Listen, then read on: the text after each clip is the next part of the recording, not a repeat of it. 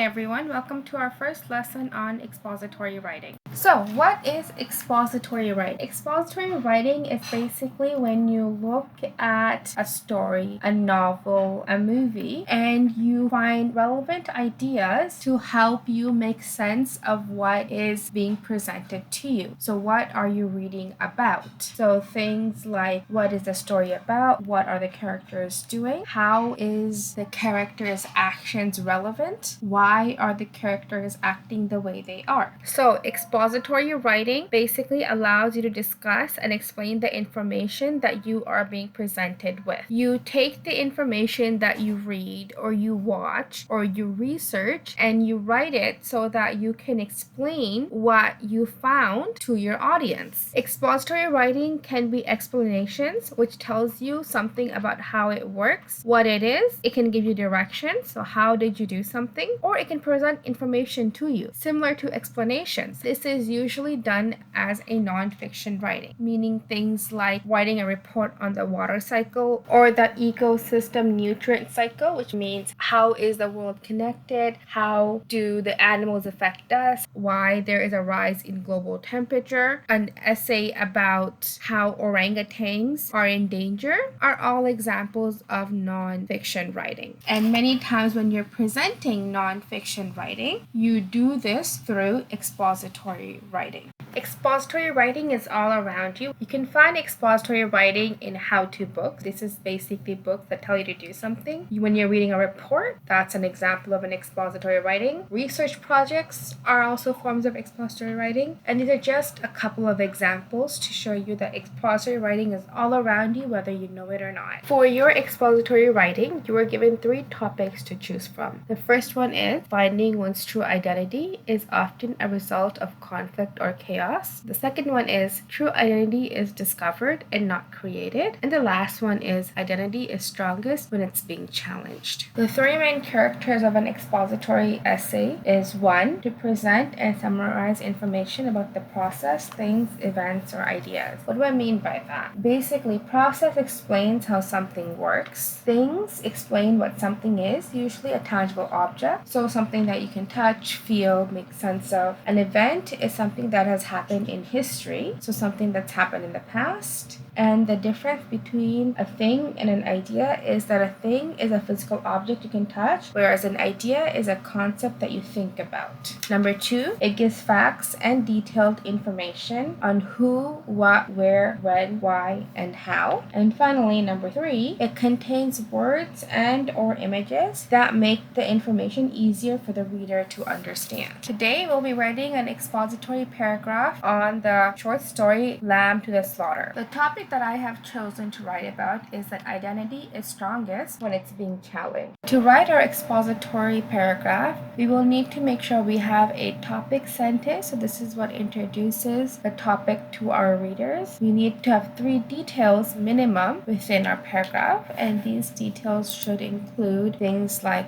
the point you're trying to make, quotations from the story, and an explanation of why you've used it. And if you can give examples and make connections to the world and yourself, that will also make your paragraph stronger. And finally, you need a concluding sentence to tie everything together. This is my paragraph to Lamb to the Slaughter. By adulthood, most people have a sense of their identity, who they are and how others perceive them in their community. When someone's identity becomes challenged, a person can react very strongly and even dramatically. While for some people this may help them become stronger and lead to a more positive outcome, however, it can also cause some people to become weaker. Such is the case of Mary Maloney in R. Dell's short story, Lamb to the Slaughter, who was not able to detach her identity as a housewife, and it caused some dire consequences. Mary was a housewife in 1950s and married to a police officer. Many cultures during that time viewed women as the property of their fathers and husbands. But women were starting to gain more independence during the 1950s. Many women's identity was still strongly tied to the men in their life. Similarly, Mary Maloney's identity was developed by her role as a wife of the man she was married. In the story, Mary did everything to accommodate to her husband's needs, and this was how her identity as as a police officer's wife was defined. As the story described, she knew he didn't want to speak much until the first drink was finished, and she on her side was content to sit quietly, enjoying his company after long hours alone in the house. From this quote, we can understand that Mary's life was centered around her husband. Mary stayed home and did all the housework during the day, and responded to her husband's requests amicably. In the story, Mary was pregnant, even while carrying a baby.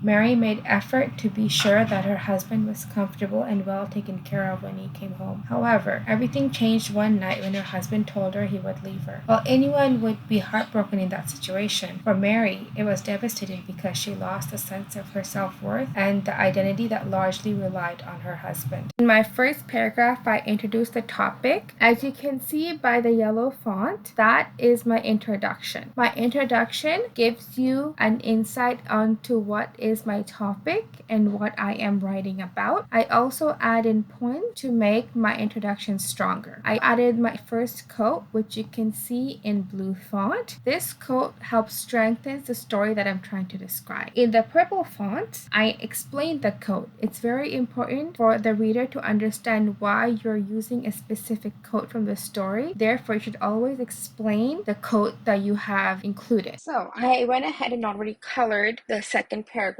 to identify the quotes and the explanation. However, this time I also made sure to color the conclusion green just to make it easier as we go along. Her first instinct was to not believe any of it, to reject it all. As we can understand from this line of the story, that she could not accept the fact and lose her entire identity. She must be pondering, then who am I? Her husband's rejection of her and their unborn child caused her to pretend it wasn't true. The situation was out of her control, and the identity that she had created about herself, the image of a perfect family, shattered. Unfortunately, Mary could not handle the loss of identity, which was tied firmly to her husband. In a split second, Mary commits a felony by hitting the back of her husband's head with a frozen lamb leg. Unfortunately, when someone does not have their own independent identity and relies on someone else to define who they are, it becomes very easy to feel like the world is falling apart and making a terrible mistake. I sensed because of the circumstances, Mary became outraged that her husband took her entire life and reasons of her existence away from her. She might also feel that it was more possible for her to live in the shadows of her dead husband as a police officer's widow than to create a new life for herself and her child. For me, this story shows if one person's identity is dependent on someone else, it is fragile and it may only lead to tragic endings. So, as you can see, this is my paragraph on how identity is strongest when it's being challenged to the short story Lamb to Slaughter. Hopefully, this allows you to make sense of how an expository essay works